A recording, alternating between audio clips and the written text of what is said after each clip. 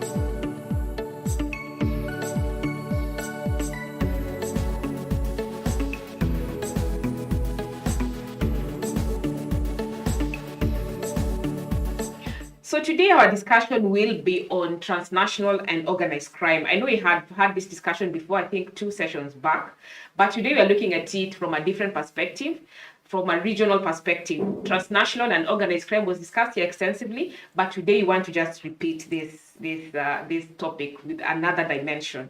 So I will bring you to a story that happened in 2010 about the Kampala bomb attacks. This is one of the cases that showcased how transnational crime occurs.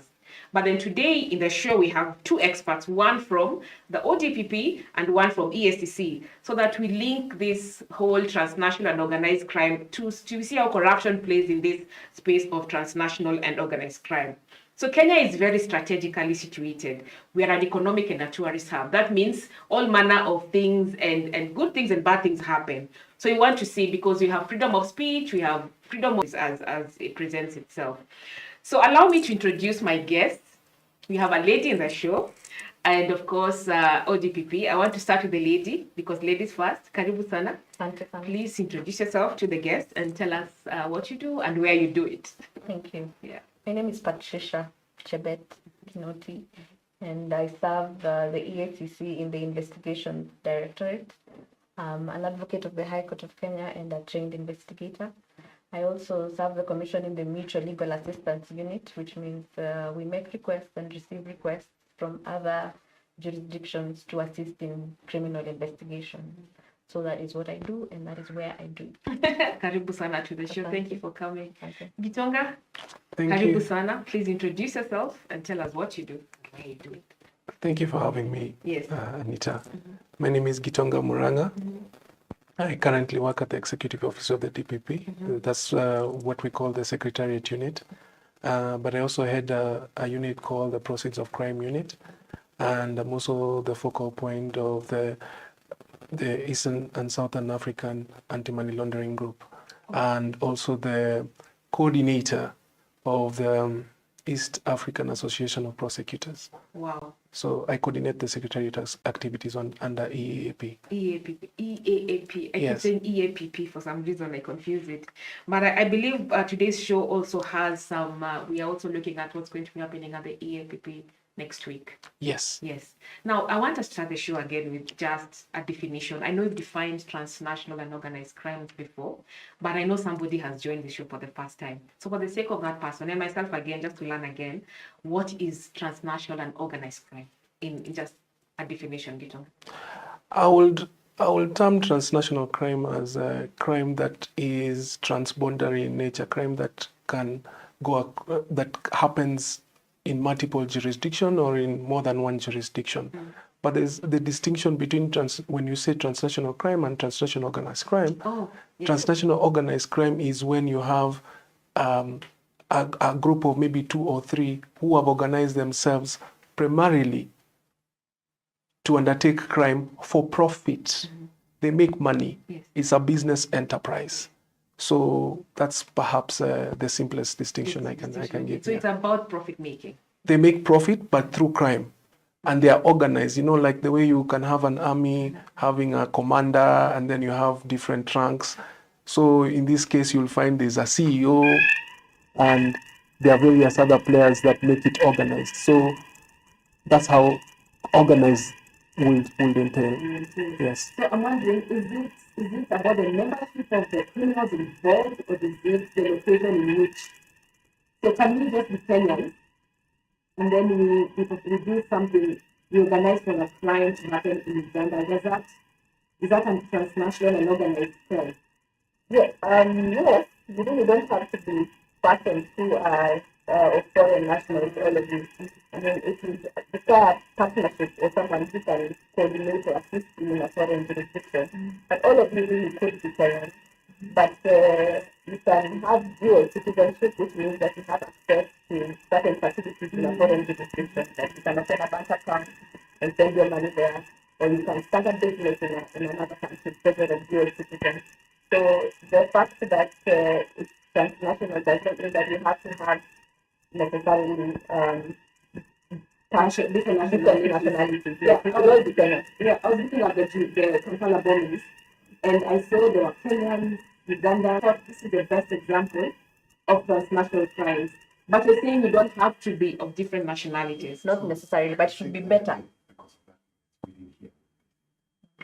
Oh, okay. So, all right. So just to recap, transnational and organized crimes, does it mean that you're of different nationalities, or could it be that you're just from one country but organizing crime in another? I mean, how does that work? Okay. So, I mean, an ideal situation for an organized unit would be to have someone from a different country to represent you and your interests in that country, but it's not necessarily that way. You could all be Kenyan. You could be Kenyans with dual citizenship, or you could be Kenyans with access to facilities in a foreign jurisdiction. That means that you're allowed to open a bank account, or you can trade in a foreign country, or you can send your money to this other jurisdiction. So in that sense, you could all be Kenyan, but still committing even offenses across other jurisdictions. Like I think a good example is cybercrime. Yes. Because you could be here remotely located in Nairobi, in Kawangware, but the crimes you're perpetrating are in New York or somewhere else. Yeah. So that would be a good example. You don't necessarily have to be from, you have to be multinational in your organization. I'll give you an example, Anita. There was a case in which we actually assisted the United States to extradite a Kenyan who was just undertaking wire fraud from Kenya, defrauding universities in the United States. And Kenyan? A Kenyan, just seated in his house somewhere or seated somewhere, and he was defrauding universities in America. Yeah. That's what globalization and Has done. advancement of technology has done. You could be in the comfort of your home, but the effects of your crimes are being felt miles away. Miles away. Yeah. So you've mentioned fraud, but how else does transnational organized crime manifest? Because we are saying now that it differs from other crimes because it is cross-border. But then what are those, like examples of crimes that come under transnational and organized crime? Mostly you find often the crimes that you'll find happening cross-border or having a transnational element will be things like corruption. That's why my sister here will be able to have a lot of experience in that. Terrorism, like you find like what happened with the Dusit, Garissa attack, that's something that happens. Then money laundering. When you're money laundering, remember the whole purpose of money laundering is moving money and disguising it from the sources. Money laundering, wash. Yes. Basically just trying to clean up the money. But remember that money comes from somewhere. It could be just normal theft, but wildlife crime. Nowadays you find a lot of these crimes are no longer happening in isolation.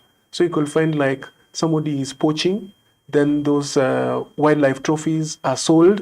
That money is used to buy drugs.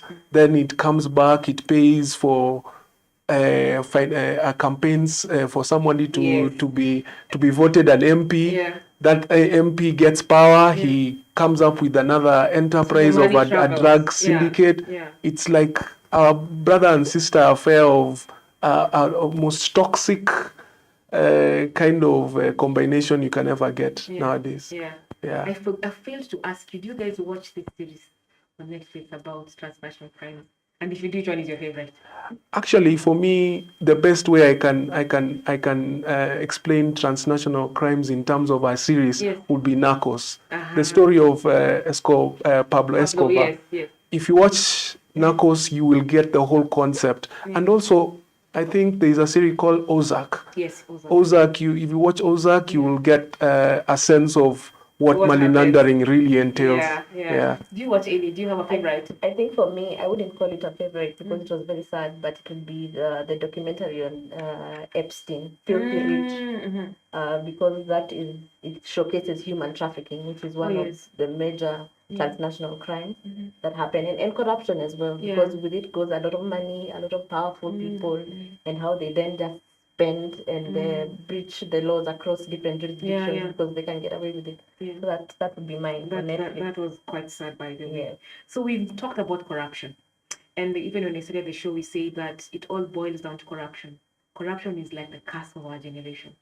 So how does it play out in transnational organized crime? We're used to seeing corruption in traffic, government offices, but then how do you put it in the context of transnational and organized crime?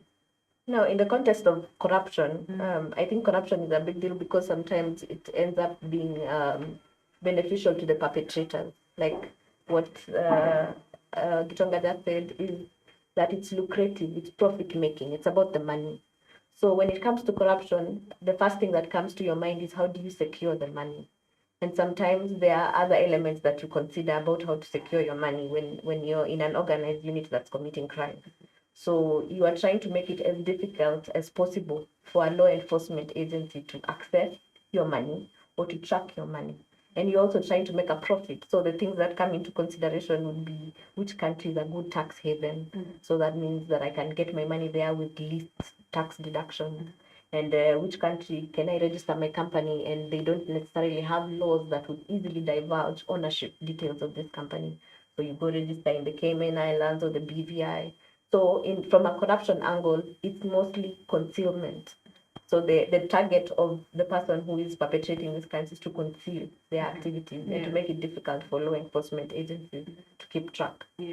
Why is Kenya such a wet zone for corruption? I mean, we almost score quite low when it comes to corruption. Why are we so vulnerable to this?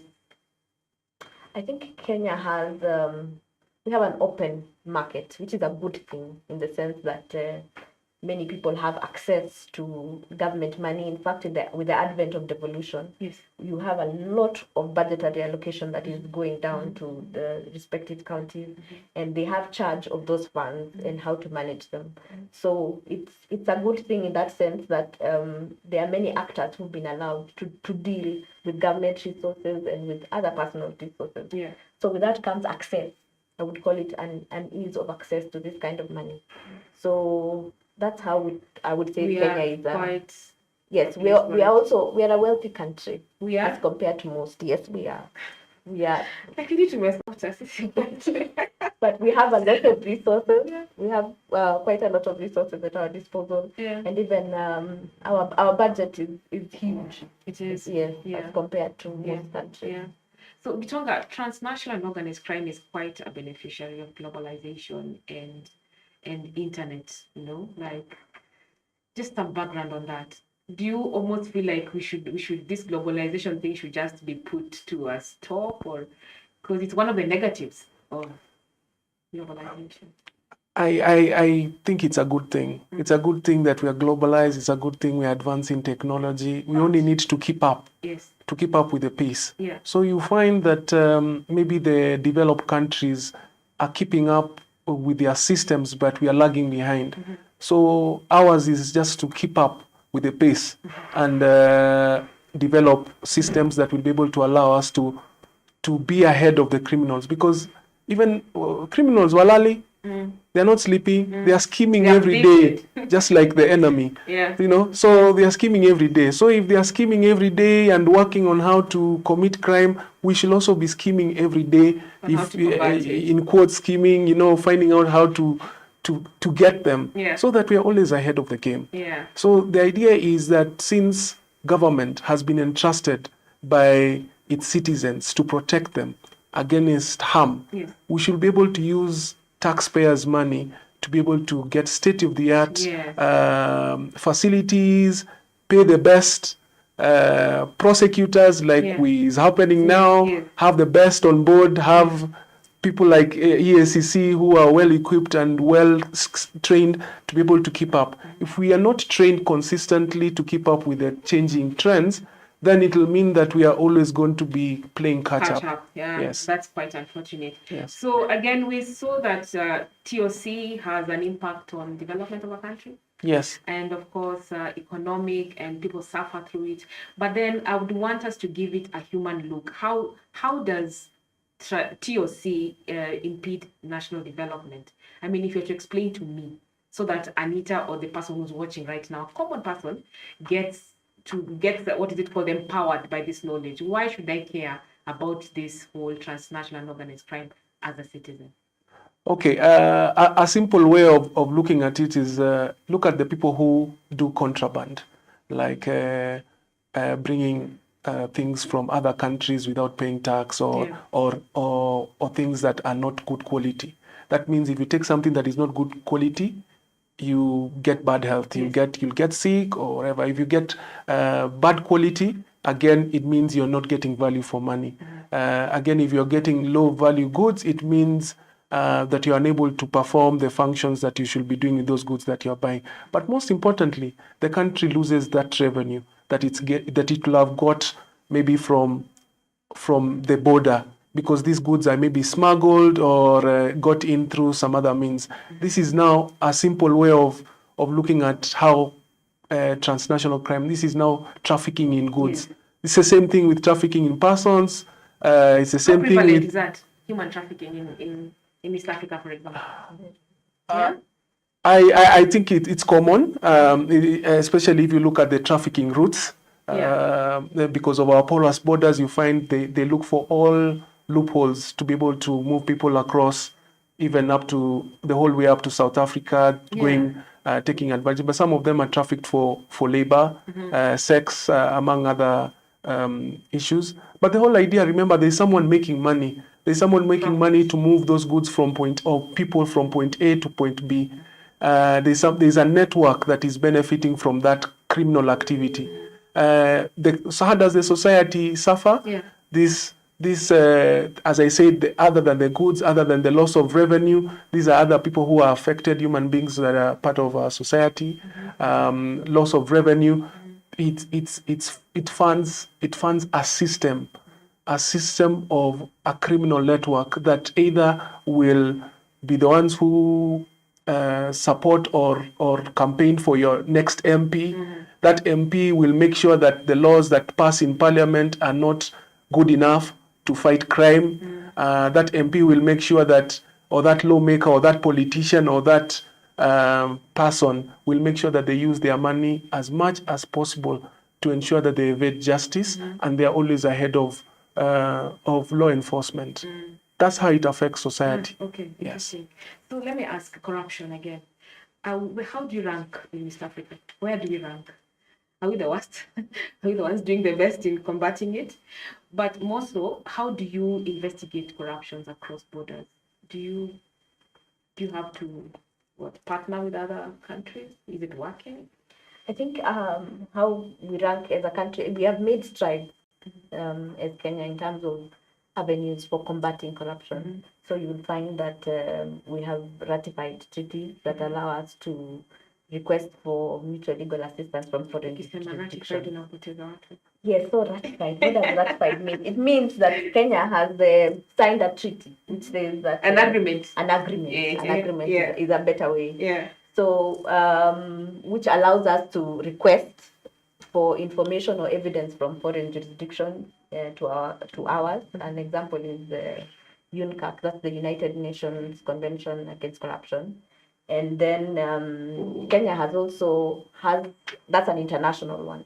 So as a region, we have entered into agreements within our region, and an example is the East African Association of Anti-Corruption Authorities. Oh, there's also one like that? Yes, we have one, and they entered into, they call it the Kampala Agreement in 2007, which has Uganda, it has Kenya, it has Tanzania.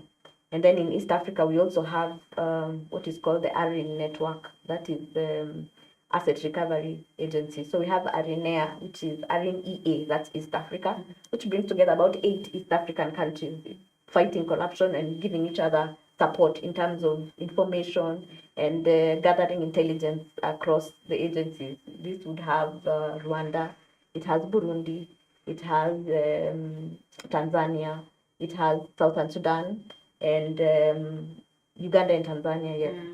So we have made strides in terms of being aware that corruption is an issue in East Africa, and how can we tackle it. I think those are some of the efforts that the Commission as well as the country has made. Have you had any success stories? Yes, we have success stories in terms of information sharing that we've been able to share. The networks that I've mentioned are for intelligence gathering. So some of the success stories are not necessarily even mentioned by name, because some are active cases before court in these jurisdictions that I have mentioned, and some are the intelligence stage, which means that we have gathered that the information they require for evidence and sent it back to this jurisdiction. So yes, there are several instances of cooperation between us and East African countries, as well as other international countries across the borders. Okay. Yeah. So the law is clear, the institutions. Yes, there are institutions, there's the law, we are actioning. You want to do? We are actioning it, yes. You remember the cold case? Yes. The cold case was one of the ones with Tanzania, where we managed to cooperate and exchange some. Oh, yes. Yeah. Yes. For the benefit of whoever is watching, what was that? So at least we were able to work with the Tanzanians and surrender some of the items that we had seized, that were of a person that had been arrested in Kenya. Which entailed some foreign currency and some 35 kgs of gold. We were able to take it back. We have various other examples of where we've been able to cooperate even within the region, especially within the Eastern African aspect, that we continue to cooperate either formally or informally. Maybe you can allow me, Anita, to say one of the importance of some of these networks that my colleague has touched on. Yeah. So you find like some of the agencies like the Asset Recovery Network, Asset Recovery International Agency Network, the agency that now we work on asset recovery issues. We have the East Africa Association of Prosecutors. These networks that we have across the region are supposed to help us to be able to touch base. Yeah. Also break barriers, like the way we are talking now. You can imagine if you know your counterpart from Tanzania, your counterpart from Rwanda, and you know them by name, and you even know how they are as a person. So when you have an issue in Kenya and there's an active case you're actually investigating and you need some assistance, you just take the phone call and you call a person you actually know. You say, Sasa, Sema, I have this case, active case. It's happening like this. Can you assist me? Ama natuma document. Ebu angalia. Please expedite it. It works like that? Yes, that's the whole essence of the network. So when we meet, like the way we are going to, I'll tell you about it later, how we are going to Arusha to meet at the East African Association of Prosecutors. You get to know one another, break barriers, get to know how we all relate, how also learn about each other's legal systems, the challenges that we go through, and then come up with a common way to tackle our common challenges. Because you remember, if we share borders, it's more likely the crimes are the same, and the challenges will be the same. The networks, the criminal networks will be the same. So you can imagine if I'm able to say, we're having this active case in which somebody we think is sending money to your country. Can you look into it? Then instead of me traveling, they can start on it from the other side. And it's someone I can talk to informally, even before documents. Because imagine if we were just to use paperwork. When you send a request or you send information, you want this or that to another country, they just see paper. The facts are there, there is no connection with that document. It's just facts. It's just paper. But imagine, on the other line, it's Gitonga, your friend that you met at this network. Makes it easy. It makes it easy. You're able to connect with the case. Also easy, by the way. Yeah, I think to add on to what he's saying, I think when we form the network, since there's an organized unit that is committing crime, our response also needs to be organized, which essentially why regional cooperation and international cooperation becomes important. Yes. Because it means that you have somebody on the other end who is also helping you fight the graft that is going on. Yes. So that when I'm making a request, I would want to know in Uganda, if I want my request to be expedited, what do I need to do? Who do I need to get in touch with? How do I need to frame my request for assistance? So when we have this network, you have people who are on call to assist. So you create a pool of advisors and people who can help you see what are the legal challenges and how can we circumvent them to ensure that we beat this crime, or that we can ensure that I have spotted your assets. We are currently constructing a huge hotel in our CBD, and we are seeing it growing. We are aware that the funds are from your country. How do we help you get this back? What happens when that what is it called? That investment is benefiting country B, in as much as it was a crime that was done in country A. Will they still come out and tell you tumeona kale ka hoteli lakini ndio inaenda kusaidia watu wa kwetu, itapatia watu job? Do you ever come to those discussions? Do the discussions ever get to that point? We do. Yeah. But when it comes to international crime, there's a principle called reciprocity, which means I would want you to do for me as I am doing for you. So if you were to put yourself in country B's shoes, regardless of how beautiful the investment is, it is money that is chipping away at another economy. So no country wants to be associated with growth that has its foundation on crime, because it's not internationally accepted, it's not good for business. So as much as those the wonderful things that would come, like maybe there'd be many people employed, or the hotel would be tax and revenue, the crime itself becomes a major element as to why it cannot be allowed to benefit. The principle is you cannot benefit from crime, and I think all countries are in agreement with this. we try as much as possible not to make it easy to benefit from crime. Because I imagine even wash, just before you speak Tonga, this wash things, people end up building very nice investment establishments, create employment and all that. So that you look at it like it's development. But then you wonder what happened to the person the criminal who brought this here. What happened? Do they still face the law? Or are they given concessions and told, jili hii ni nzuri sana kwetu? No, I think what the best practice is always to, if you see that the process will take too long, but you have the evidence to sustain the case, you get into a plea agreement with them, perhaps to cut down some of those bottlenecks that you may face with recovery of the property and stuff. But there was something you said about, like maybe the property is being sought by another country and the country is likely to lose that investment. Yeah. Some countries get into agreements. So you agree that we will help you recover this property, then we repatriate the money from the sale, but we retain a certain percentage. Yes. Oh, so yes, that happens. Sense. You get into agreement so that because you will need the law enforcement of the particular country that you're working with. So people should have. That's why we have bilateral and multilateral agreements and MOUs that we sign with countries to work out cooperation mechanisms. And so, as I said, because of the way you're trying to create a relationship, you create through an MOU some sense of relationship that says, okay, if we have this problem, you'll help us in this way. And if you help us, your payback is this.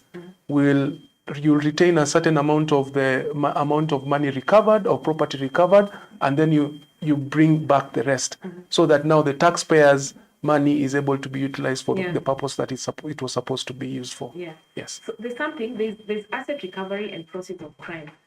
How do you define these two? What does ODPP do and what does EACC do when it comes to these two? What's a mandate? Okay, so when you speak about asset recovery, it's a component of many aspects. There is the identification of the assets, the tracing of the assets, the seizing of the assets, and then confiscation of the assets. It's those maybe main four aspects, and you could find some aspects she's the one who's handling, or a law enforcement is handling identification, the seizing. Maybe we go for the applications in court for assist them, and then once we have post-conviction confiscation, or what people call forfeiture, where you get to ask the court, let this property come back to where it belonged, the government, or we sell it, it comes back. Now we'll play a more active role, or civil confiscation or forfeiture, which will be done through maybe a civil kind of process. It's the same way you approach the court, kindly, we pray that you return this property because it was obviously unlawfully acquired. Proceeds of crime will be basically that property, money, including assets that are acquired through criminal activities. And it's just a small aspect because there are also the instrumentalities, what you used to commit the crime. But proceeds of crime will generally be those funds or assets that are used or are acquired as a result of criminal activity. Like maybe the house you bought, the car you bought, using drug money. And if you read our Narcotics Act, it's quite a strong legislation that we are hoping to utilize, so that we pass a strong message, because it's the only way we'll be able to go ahead when we pass a message that you can't commit crime and then we allow you to sit back and live a bougie life. There's no such thing. I think you remember someone applying that their school, their children could not attend German lessons or something like that. Yes, we want to cut that out. You go back to the way you were without the money that you acquired through criminal activity. We cut that link. We cut the finances that you're using to prolong the case in court and to continue with your criminal activity. And going forward, that's the way to go. And we're not going to relent on this. Yes. Has it been effective, taking someone's wealth, cutting off the profit, cutting off the operating capital, has it been effective in fighting corruption? It's very effective because the major motivation for committing these offenses is the monetary gain. Yes. So if you take away the gain that you have made all this effort to get, then it becomes effective because you're ideally targeting what the whole, the profit that you're making from this whole exercise. But from an investigative point of view, it's a very rigorous exercise that consumes a lot of money, that involves tracing assets from one point to another because it involves what is often known as layering. So you find somebody will get money from, let's say, the government of Kenya, then you proceed and send that money to a foreign jurisdiction, then you go buy stocks maybe in a foreign country. You go buy an island. Yes, go buy an island, even stocks, Yeah. and then stay with it for 2 months and sell. And take the money to China and buy mabatis, and then you come to River Road here and open a shop, and then proceed to sell your mabatis and put them in a now good bank, a decent bank with KCB, and then after that put them in a shares account, maybe Steamer Sacco, and then subsequently the following year we call you as our super saver and give you an award for saving a lot of money with us and for doing some really good business. Yes. And be a motivational And you're a speaker. motivational speaker now. Yes. So we deal with personalities who paint a very good picture as hardworking entrepreneurs. Yeah. And the task for the investigating organ really is to go down to the roots. Where is this money coming from? Yeah. So following the money across different jurisdictions, across different financial entities, and tracing it back to say, now this is the proceed. After all this work that you have done, this clean money, this super saver, is really money that was from, that was corruptly acquired. Yeah. So it's making gains, but it's also a tedious process. So And it's quite yes, slow. and it's slow and expensive. But it's what the investigative organs spend most of their time doing. Sorry, Anita, maybe just to add to what she's saying, I want to give an example of money laundering, just a small example of how these guys wash could use to Yes, clean I wanted money. to give it a human. Now, picture, imagine yeah. somebody comes to sell you a car. You who's buying it, you're in wash. You say somebody approaches you, I want to buy your car. And they have 1.5 million, they have 2 million in cash. You say, I'm selling it for 2 million. Say, good, that's the money I need. That's the kind of car I need. I'll buy it. 2 million, no bargaining. He gives you the 2 million. He takes the car. He goes home for a week. Then he comes back. He says, I've changed my mind. This car is very bad. It's not even the car I thought I wanted. I don't even like this car. I can't even believe you actually tried to sell me this car. And then he causes all kind of fracas, whatever, and then he tries to say, return for me my money. He uses bloggers or whatever to cause tantrums on social media and says you're a thief. And then he forces you to return for him his money. So you've cleaned the money for him. How? I'm not getting the cleaning part. He's come, he's brought cash. You don't know where that money is from. He's used it to steal. Then he's brought you cash, you've given him a car. You've taken that money, you've banked it. Maybe you're not on the red, no one is going to suspect you, your accounts are clean, you maybe get into that business, no one knows you. Then he comes back. Then because you're afraid of the backlash, you return for him the money. In fact, even tells you, as a compromise, just return for me 1.8 million. I don't need the 2 million. You've cleaned it. And he tells you, don't give me cash, send it to my bank. Wow. So This is my bank. wash money laundering is not necessarily fake money. It's not fake money. Hata mnatufundisha sasa. When Yes. I say wash myself, I imagine it's about fake money making its way into the economy. But it's actually just legit money.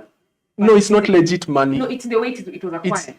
No, the money is legal tender. It is legal tender. It's legal tender. But how it was Illegal acquired, it was maybe somebody used, stole from a bank, or siphoned banks, or did wire transfers and was able to transfer, or they do robbery with violence, collect money, so that money comes, they collect it in 50 bobs, 100 bobs, even what is done through traffic cops, they collect it in bulk. Then they just go buy an asset.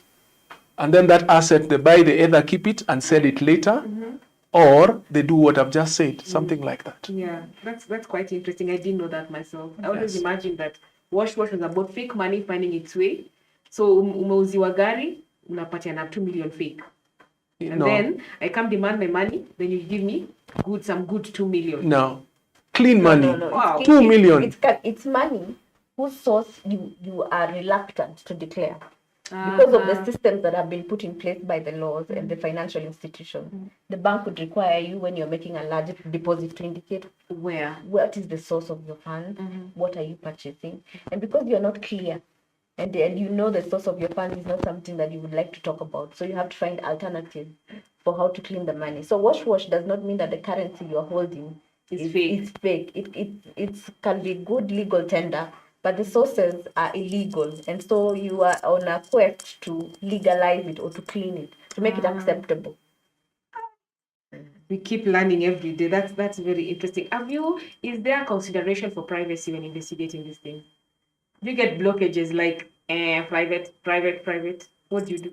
When it comes to criminal aspects, luckily the law envisages that the rights to privacy, for instance, would be lifted for purposes as investigating crime. Okay. So if you're looking at privacy is respected, which is why you have to go to the courts and obtain a warrant. So you would obtain a warrant so that you can legally investigate. Yeah. So when you have a warrant to investigate, that means you have made it clear to the court that these are the issues, this is what you suspect, these are the allegations, and if we do not investigate or we do not freeze, there is risk of dissipation or these funds may be lost.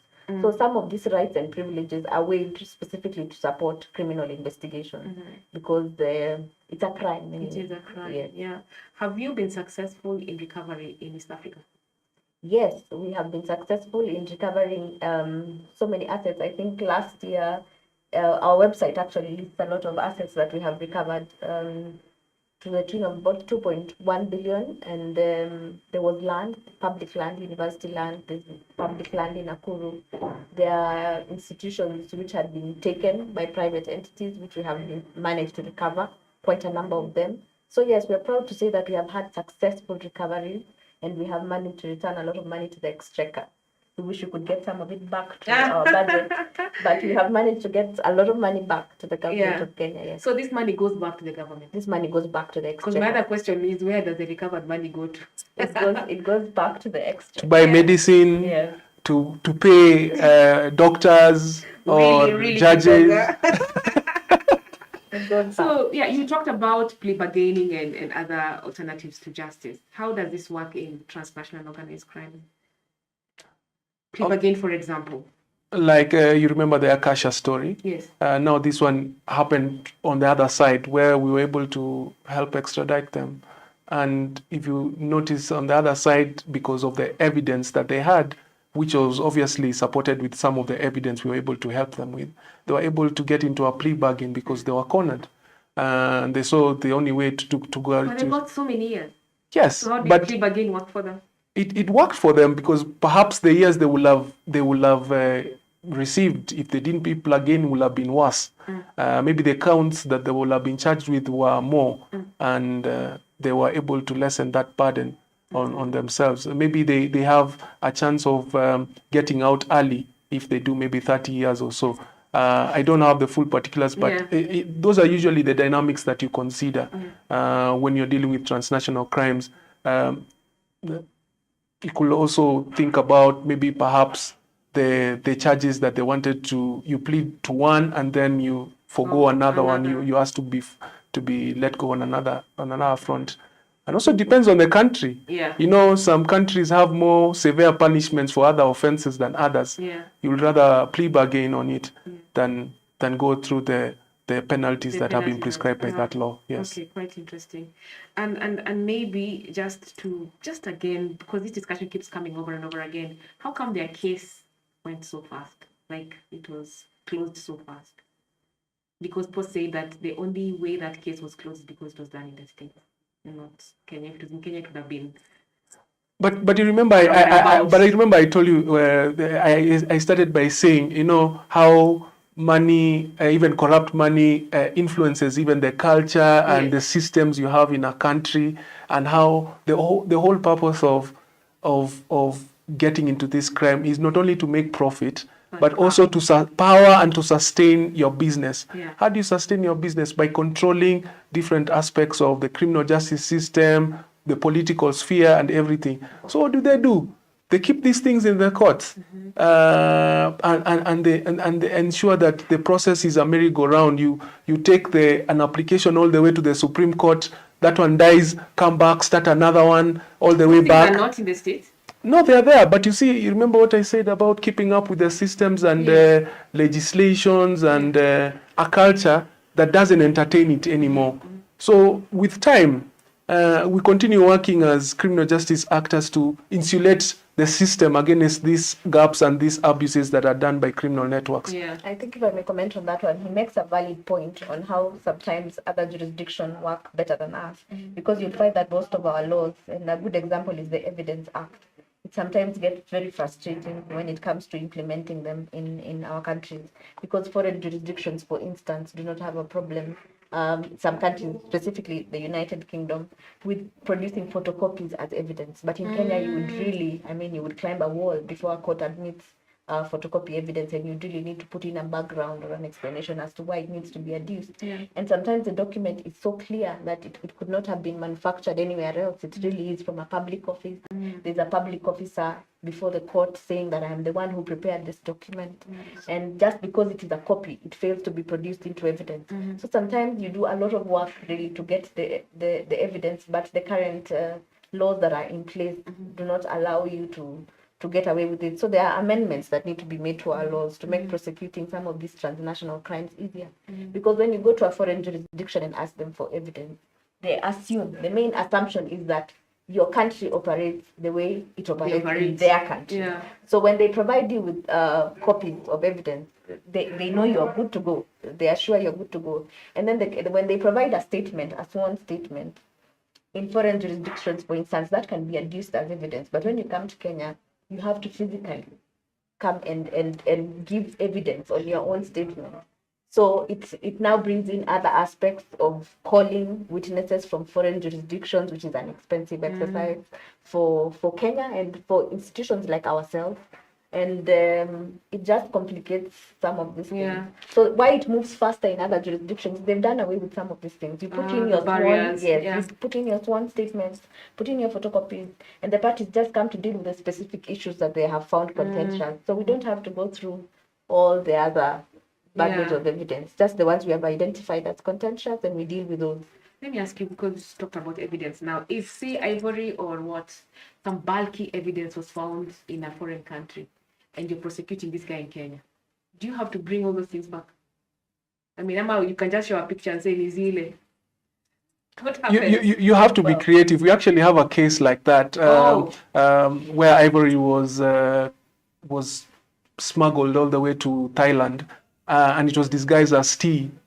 Tea chai? Yeah, tea. Surely. Yeah, and now the problem is that we needed this ivory for prosecution of our cases. Yeah. But now we couldn't get that ivory back here. Yeah. So we were only allowed to go as far as witnessing extraction of that evidence. And of course, now that means, like she said, if we come back here, the courts, will they understand that aspect, that the physical ivory is not with us, but we were able to go there and see physically that, yes, this is the ivory that actually originated from Kenya, and we can say from the analysis report that this actually came from Kenya, or is the same ivory that was found in Kenya. Court officials.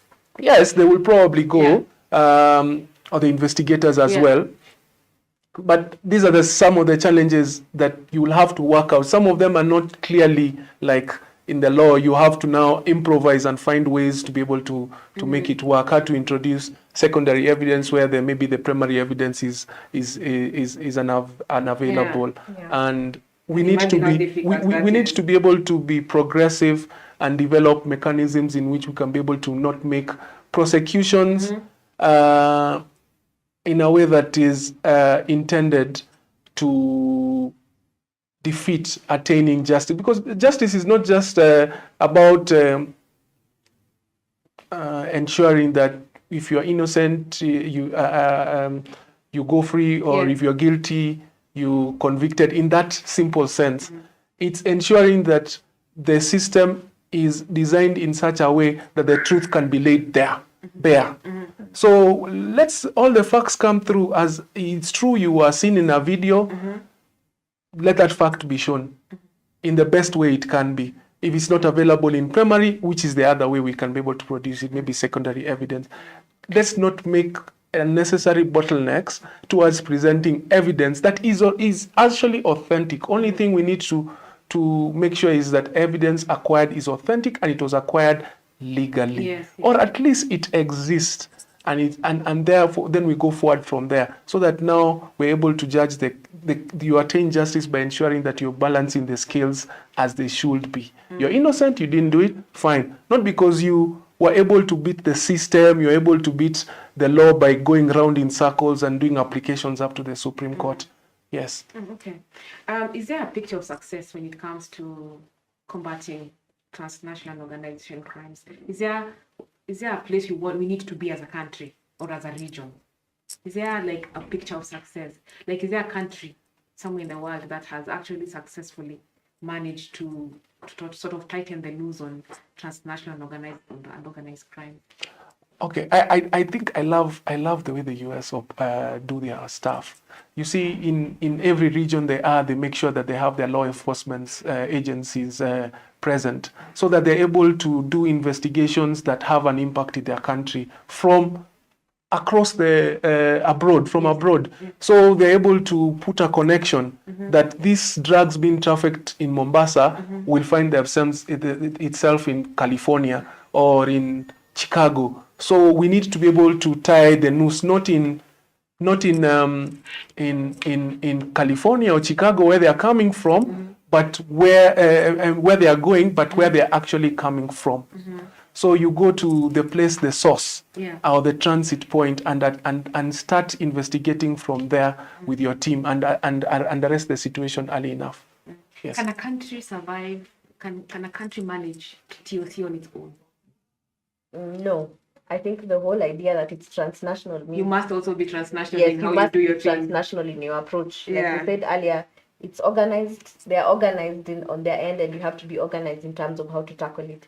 And really, the best picture or the bigger picture is a situation where all states are on the same page as to how they intend to accord each other assistance. That the assistance be expedient, so that when you receive a request, it does not sit on a table for long until the relevant law, maybe the time has lapsed for instituting proceedings, so that if you have a real-time response to some of the challenges that countries face when they put a request across, then you can deal with them more adequately. So you can't do it alone. It really has to involve a lot of international cooperation. Also, the resources that are involved, because when a request comes to Kenya, for instance, we have to set aside manpower. There has to be investigators who leave their ordinary tasks to set up to investigate, to work on the case, yes, to gather the evidence that you need to support your prosecution in your country.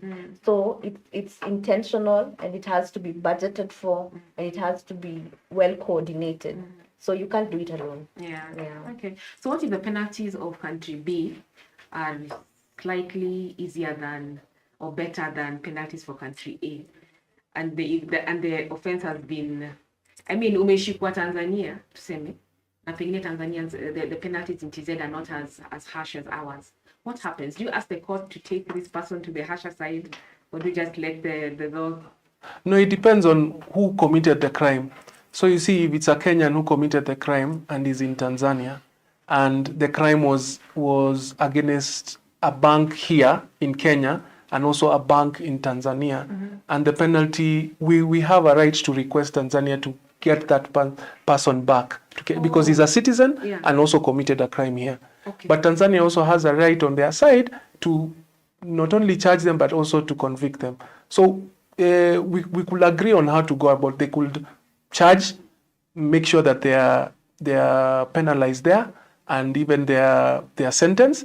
Then we can ask them, okay, he's been sentenced, now transmit him back. Then he starts another process here. And then the case starts afresh here. No, we charge him now for the offense committed in Kenya, and then we again. Then that brings that question of concurrently. So what does it mean? No, that's different. That's for sentence. So if I'm sentenced in TZ Gitonga, and then you bring me back to Kenya for a different offense. So what happens to that sentence? It still stands. We can agree with Tanzania that you serve your term here, and then we'll lodge the judgment in our court, and then you serve your time here. Yeah. A bit complicated. Yes. Yes, so this is Facebook, I think. Thank you. Pinterest says it's very educative. Valiwa Karaoke says is following. Thank you so much. Liz K. Gitch asks a question.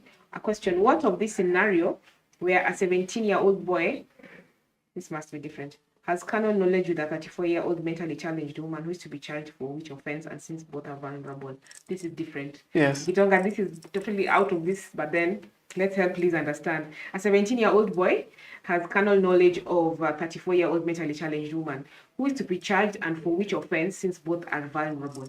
Jaribu. Hiyo hata wacha nisijaribu. Usijaribu? Yeah. Although maybe if you say it slowly, I can try. But yeah. So a 17-year-old boy. Yes. Sort of in quotes rapes a 34-year-old woman who's mentally unstable. Mentally. So the 17-year-old is under 18. Yes. And this woman is mentally challenged. Yes. So who is charged? How will the charge read for this offense? Okay, I can't say how the charge will read per se, but what I can say is that there are different issues that you'll have to consider.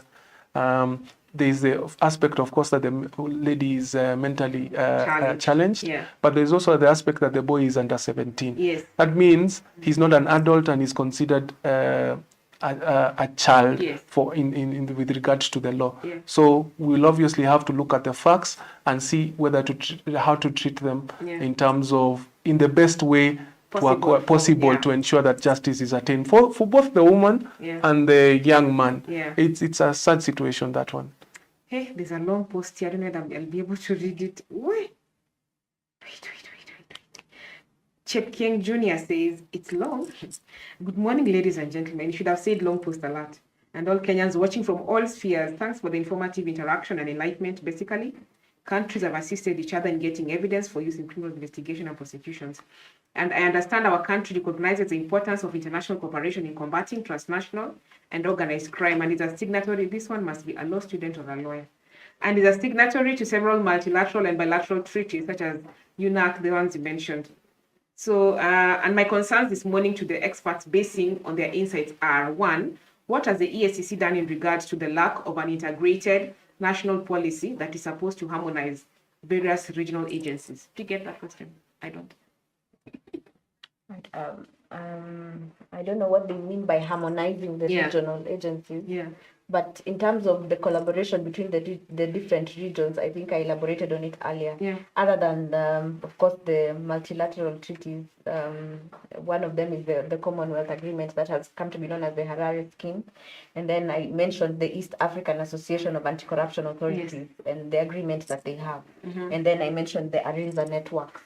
These are some of the networks in force to assist in investigations that are across the East African region. So in terms of a centered approach to fighting corruption, I believe that they are there. There are mechanisms that are in place, there are institutions that are in place. So maybe I could try also. You know, the whole purpose of these networks is to be able to ensure that we have either harmonized laws or policies that deal with the same issues. So that you find if Kenya, the way we deal with drug trafficking will be similar to the way maybe Tanzania will deal with drug trafficking, or if it's mutual legal assistance, the way we will deal with it is the same way Tanzania will deal with it, so that it's certain, it's without ambiguity, and there's synergy. And there's synergy, exactly, and there's no chance for, basically no, it's different, so that we avoid those challenges that are there. So that's the whole purpose of the networks. And that's why the people meet in those meetings, and then they discuss, okay, we have law B, how do we change law B so that we can be able to... It's a continuous process, yes. Okay. So he asks again, what are the basic principles of extradition treaties? And how is the seizure and surrender of property from proceeds of transnational organized crimes done? So he says that is a recent case where a Tanzanian citizen who was involved in money laundering and gold business was extradited back to his country. So this person has a question about extradition. How does that work? Okay, I'll ask my sister to answer that one first. Extradition is largely covered in the Mutual Legal Assistance Act, which 2011, which sets aside the procedures for extradition. So in layman's language, extradition is just getting a citizen of your country who has committed an offense and is in a foreign jurisdiction. So you bring them back to your country so that they can answer for the crimes that they have Yeah. committed. Yeah. So it's stipulated in law, and it's done using a mutual legal assistance request, which is a formal request that is done through a central authority. So like in Kenya now, our central authority would be the Attorney General's office. So you write to the requesting country, let's say Tanzania, and you list out the offenses that have been committed by this individual, and you request the state to allow you to extradite them so that they can face The charges. the charges that Yeah. they have faced. Okay. So that's how it operates currently. Yeah. Yeah. Okay. Mia, you want to say something about this? No. Extradition. I'll only ask one question. The gold that was the picture that we saw was of ile sanduku ya mabati. Why? Hiyo ndio hapo ndio gold ilipatikana.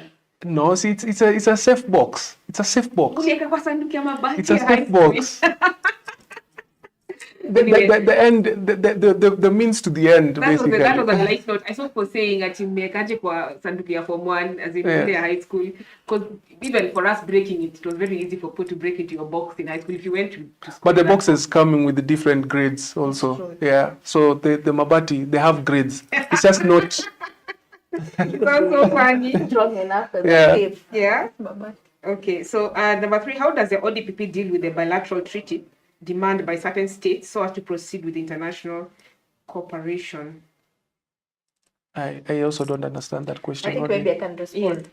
That question assumes that you need to have a bilateral agreement with another state for you to get cooperation Yes. for criminal matters. That's not necessarily true, because there are many states, like Kenya, I think, has bilateral agreements with about only 3 countries. Okay. So we are guided, or we are covered by the bigger laws and the bigger treaties, such as the UNCAC now that I Yes. mentioned earlier, Yeah. because it has 140 states who are members. Okay. So sometimes if you find a country that you need support from in terms of evidence or investigation, Yeah. you can apply reciprocity. That means you can just make a request to the central authority of that country, whether it be the Attorney General or the body that is tasked and mandated with investigations, and request them to assist you. And nothing bars them from doing so, just based on reciprocity. That means that in the event you need me to cooperate with you in future, we undertake to do the same for you. So it doesn't follow that you need to have a bilateral treaty for you to get support. Okay. Maybe I could add on to that. Yeah. There's also maybe the aspect that you're signatories to the same convention, which gives you the same obligations for cooperation. Like if you are all signatories of the United Nations Convention Against Corruption, there is a provision on the need for cooperation that you can tap into that to be able to ensure that you get cooperation from another country. But also remember the networks I told you about. Let's say like the East Africa Association of Prosecutors. Maybe there's a member there. We don't have a bilateral. I'm just saying as an example. Maybe there's someone we don't have a bilateral or multilateral agreement with them. We just use the network, the East Africa Association of Prosecutors, as a platform for enhancing that cooperation without any agreement. The agreement will be based on the fact that we are both members of this association. We are both members of this network. Can we talk? Can we agree on a good way we can work this out? Yes. Okay. So what has the ODPP done about various victims of offense of transnational and organized crime who are held in foreign countries? That is, we have several Kenyans who are suffering and their rights have been infringed with no one to help them in several parts of the world. A classic example is a case of the Qatari immigrant worker. Though the case was solved, this is just a classical example.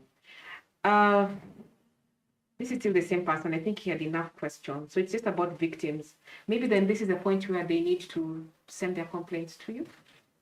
Yes, but also remember there are some countries that, like you are saying, might not be open to the aspect of exchange of prisoners. Yes. So especially when it comes to exchange of prisoners, it becomes those bilateral, multilateral agreements become quite important. Yeah. Specifically, countries need to be assured that the person, when they come over, they will serve the term that they were supposed to serve. But sometimes you could find that the agreement, that agreement could be more persuasive when the person has served some time. Like if they were to serve 30, they have served 10, you find that there is more room for negotiation at that point. Yes. Yeah. So the Asset Recovery Agency was established for tracing, freezing, and recovering proceeds of crime and money laundering. The agency is integral in the fight against, this guy must be a student or a lawyer, the way he's writing his questions. The agency is integral in the fight against domestic and transnational crimes. It's a body that I believe is working closely with EACC in mutual legal assistance together with the AG. But from my perspective, I haven't seen much progress on their side. Could Ms. Chebet give us examples of some fully concluded known cases, if not all? Actually, I've seen several cases of stashed ill-gotten cash in foreign accounts, majority of which are in Swiss, but I haven't heard of a classical case of full prosecution and recovery of such proceeds. So somebody that's what's his name? Let me get it. I have to scroll. Chep Kieng Jr. Chepke? Chep Kieng. Chepkien Jr. Chepkien Jr. unachoma. Manze unachoma manze. Anachoma. I also meskia. Anyway, so I think anauliza too, are there real examples that you can actually say this is how we recovered this and this asset from across the borders? Okay. Yeah. I think I'll give an example of one, although it's ongoing. So I think I'll be very brief on it. Yeah. We have the Anglo leasing cases, and because they are before court, I won't delve much into them. But they are assets belonging to some of these suspect companies that have been frozen in foreign jurisdictions over a long period of time. I mean, since the investigations commenced, and ideally, we are awaiting the processes of the courts to come to an end. And when the court gives its verdict, then these assets are ready to be sent back to the various countries. So there are assets that have been preserved in several countries, pending determinations of cases that are before court, or either pending agreements or negotiations between parties as to how those cases can be finally determined. Okay. Yeah. I hope umesikia Chepkieng. Does the ODPP and EACC have a working registry and archive system for capturing the data for efficiency and proper policy implementation? Yo! Mtu ako na maswali. Is the same one? Yes, he has questions. Yeah. So, mwambie akuje exchange program. Akikuja exchange program. Kuja exchange program tukuoneshe. My. Yani, I can't even finish anyway. Once more, and my appeal is to Kenyans, let's try to enlighten one another, because with industrialization and dynamics of technology, it's easy to fall prey, abet, or be part of transnational organized crime. Sio ni kweli? Willingly or unknowingly. To the ODPP and EACC, you should do more public participation and create awareness on these crimes and understand how the criminal justice system operates. I understand regional integration is a multi-sectoral facet, and I wish your institutions and all the stakeholders all the best as you tackle this critical dynamic field. In my opinion, though you need more funding, and increased personnel for efficient and effective discharge of service. Yani, I didn't read all these questions. He had like 10 questions. But he's invited to come and have tea with Gitonga here for more information. Yes. Karibisha. Yes, please come over. Kuja tukunywe chai. Okay, Wilter Chepkoech says, very informative. Keep up the good work. Thank you so much. Stephanie Waymore says, good morning. The show is informative. Keep it up. Avanti says, very informative discussion. What else? Let me see if I have left out someone. Chip Kieng, I didn't read all your questions, but please just you find time and come and have tea with us, and you'll get more insights onto this. Juliet Kamau says, this is very informative. Following, well done, Senior Gitonga and Chibet. And then let me see, Martin Mugo, when does it mean when sentences have to run concurrently? I think it comes from the court case that we mentioned earlier, that someone may run their sentences concurrently. What does it mean? At the same time. So if you've been sentenced to 5 years on one account, and another 5 in another one, you'll serve 5. Okay.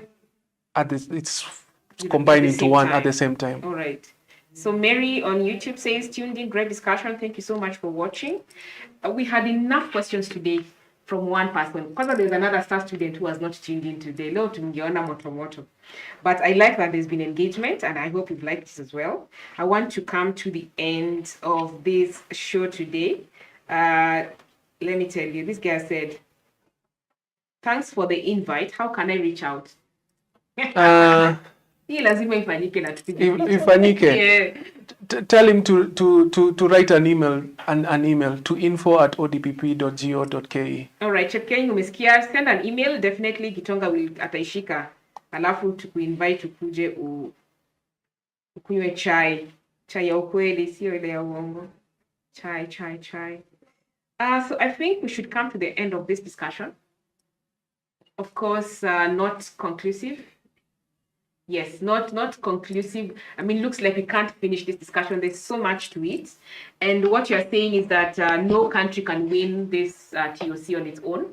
We need collaboration. We need participation with, all those agreements that you're talking about, multilateral and bilateral, right? Yes. Question, are we winning? Are we ever going to win this corruption, this curse of our generation? We have to be positive, and then what I would like to say is that we have made strides, and there are efforts have been put in place to ensure that transnational crime is being combated. I mean, the East African community is at the forefront. Most member countries, it starts with the willingness of the member states to assist one another. And there's political will. There's political will. We have statutes, the law. We have law that can enable us to move forward. We just need maybe to increase the bilateral treaties so that it's more clear how we can assist one another. But I think in terms of progress, it's not it's not a situation of despair. I mean, there are great strides that have been made, and there are channels now that are open that one can explore in terms of getting maybe evidentiary material or prosecuting cases. Yeah. Okay. It's not a hopeless situation. It's not hopeless. Yes. Yeah. It's not hopeless. All right. So I'd like to come to the end of this show today. I thank you so much for engaging with us on our platforms. We definitely continue engaging with you.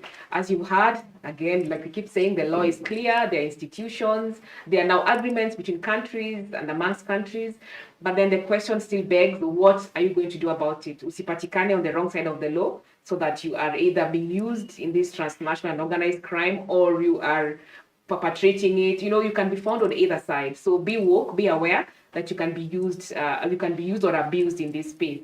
So that is all for today. I hope you've gotten something from it. At least I have. Keep engaging, keep asking, and you get the answers you want. As you're saying, the show is about empowering you so that you know what to do when you're caught in a situation, or someone close to you is caught in a situation. I'd want to wish you a very good weekend ahead and a nice week. Thank you once again. I've enjoyed the show, and I hope you have. Have a blessed week ahead, and look out for our discussion again next week. Thank you so much.